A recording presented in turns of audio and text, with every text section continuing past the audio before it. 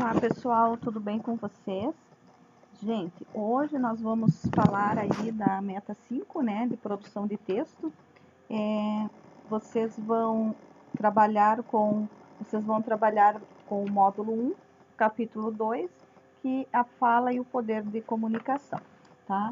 Então, o gênero que é apresentado para vocês aqui nesse capítulo é o relato pessoal, tá?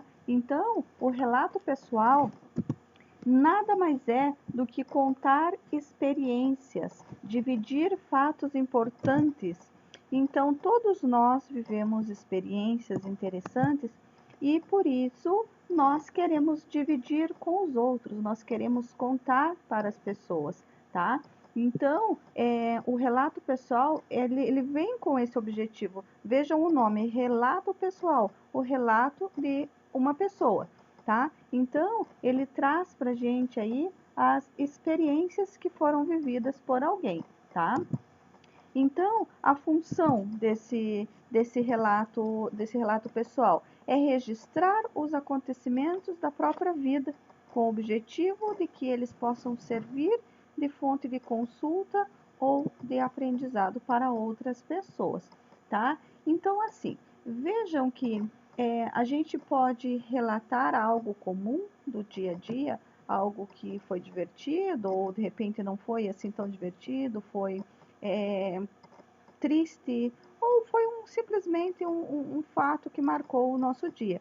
Porém, também existem os relatos pessoais que se transformaram em registros históricos, tá? E esses registros históricos, eles têm como função informar-nos, né? A gente tem buscado essas informações ao longo da nossa história, de relatos que pessoas importantes, historicamente falando, fizeram e que ainda hoje serve para nós como material de estudo, como material de pesquisa, certo? Lembrem-se de uma coisa, o relato pessoal, ele é marcado pela subjetividade porque ele traz o pensamento da pessoa, o seu modo, tá? O seu modo de ver, o seu modo de sentir aquele momento, sentir aquele fato, sentir aquele acontecimento.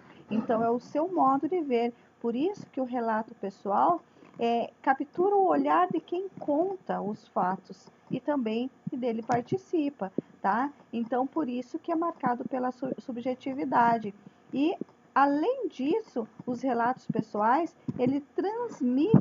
tá? Eles transmitem as emoções e os sentimentos expressos pelo narrador, porque o narrador está ali falando desse fato de uma forma oral ou escrita, e quando ele conta isso, ele traz a sua emoção, ele traz o seu sentimento, tá? Porque vejam que é marcado pela subjetividade, é marcado pelo seu modo de ver, marcado pelo seu olhar, e o seu olhar ele vai expressar esta emoção, vai expressar um sentimento, tá? Então, vejam que o relato pessoal, ele pode ser feito oralmente ou também escrito, tá?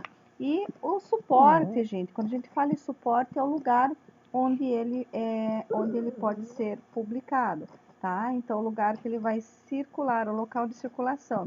Pode ser livros, revistas, jornais, internet e tantos outros aí, tá? Então, lembrem sempre que os relatos, eles são fatos vivenciados por uma pessoa, tá? Então, muitas vezes a gente lê algumas histórias de sobreviventes de guerras, por exemplo, ou alguém que sobreviveu a um acidente, ou alguma pessoa que tenha se destacado na sociedade por algum motivo, e ela relata a sua história, tá? Então, nós ficamos sabendo de muita coisa por conta que a pessoa resolveu contar a sua experiência, certo, pessoal?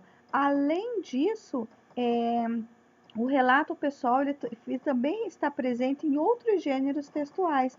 Por exemplo, quando a gente lê uma notícia ou quando a gente lê uma reportagem, nós observamos que os testemunhos de como, onde e quando o fato aconteceu são marcas desses gêneros jornalísticos, notícias e reportagens. E o relato pessoal está inserido, porque quando uma pessoa testemunha alguma coisa, ela está relatando aquilo que ela viveu, aquilo que ela sabe a respeito daquele assunto, a experiência que ela teve naquele momento. Então, o relato pessoal tem como função contar experiências, dividir fatos importantes, tá? Fatos marcantes que aconteceram na vida das pessoas, tá? Ou mesmo nós, quando contamos alguma coisa que nós vivenciamos, sabe aquelas histórias que nós adoramos contar, que acontece com a gente?